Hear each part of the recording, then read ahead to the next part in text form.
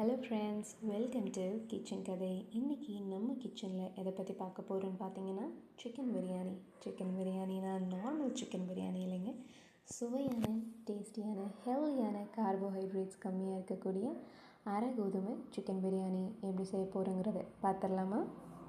தேவையான ingredients: refined oil 3 table spoon, ghee 2 table spoon, biryani spices தேவையான அளவு, ஆனியன் 2, டொமேட்டோ 2, கறி லீவ்ஸ் 2 கொத்து, green chilli 2, biryani masala 2 table spoon, பூண்டு நான் இன்றைக்கி 6லேருந்து 7 பல் பூண்டு போல் எடுத்திருக்கேன், இஞ்சி ஒரு துண்டு, மின்ட் லீவ்ஸ் ஒரு கைப்பிடி அளவு, கொரியாண்டர் லீவ்ஸ் ஒரு கைப்பிடி அளவு, சிக்கன் நான் இன்றைக்கி 250 கிராம்ஸ் போன்லெஸ் சிக்கன் எடுத்திருக்கேன், கர்ட் 2 ஸ்பூன், அரை கோதுமை 1 டம்ளர் எடுத்திருக்கேன், சால்ட் தேவையான அளவு.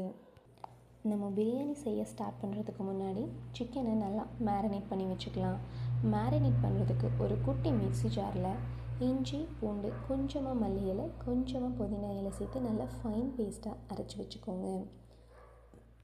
ஒரு பவுலில் நம்ம வாங்கி வச்சுருக்க சிக்கனை நல்லா க்ளீனாக வாஷ் பண்ணிவிட்டு நம்ம அரைச்சி வச்சுருக்க paste, garam masala 1 tablespoon, curd 2 table spoon, மஞ்சள் தூள் 1 டீஸ்பூன், உப்பு தேவையான அளவு போட்டு நல்லா மேரினேட் பண்ணி வச்சுருங்க.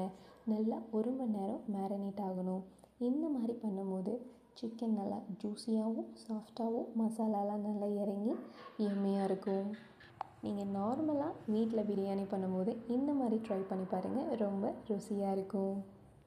பிரியாணி செய்ய ஸ்டார்ட் பண்ணிடலாமா? கேஸ் ஆன் பண்ணிக்கோங்க, குக்கரை வச்சுக்கோங்க. அதில் 3 spoon refined oil, 2 spoon ghee விட்டுக்கோங்க. பிரியாணி ஸ்பைசஸை ஆட் பண்ணிக்கோங்க. அதோட நம்ம ஃபைனாக சாப் பண்ணி வச்சுருக்க ஆனியனை சேர்த்துக்கோங்க. ஆனியன் நல்லா பொன்னிறம் ஆனதும் தக்காளியை சேர்த்துக்கோங்க.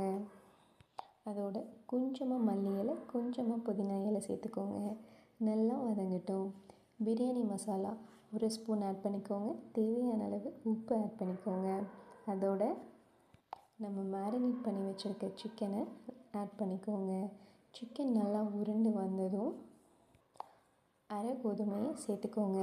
நான் இன்றைக்கி அரை கோதுமையை நல்லா க்ளீனாக வாஷ் பண்ணிவிட்டு அரை மணி நேரத்துக்கு முன்னாடியே ஊற வச்சுட்டேன். 1 டம்ளர் அரை கோதுமைக்கு 2 டம்ளர் தண்ணி வைக்கணும். தண்ணி ஆட் பண்ணிக்கோங்க. தண்ணி நல்லா கொதி வந்ததும் குக்கரை மூடிட்டு 3 விசில் விட்டுருங்க. விசில் வந்ததும் இதோட ஃபுல் வீடியோ இன்ஸ்டாலையும் இருக்குது, யூடியூப்லேயும் இருக்குது, செக் பண்ணி பார்த்துக்கோங்க.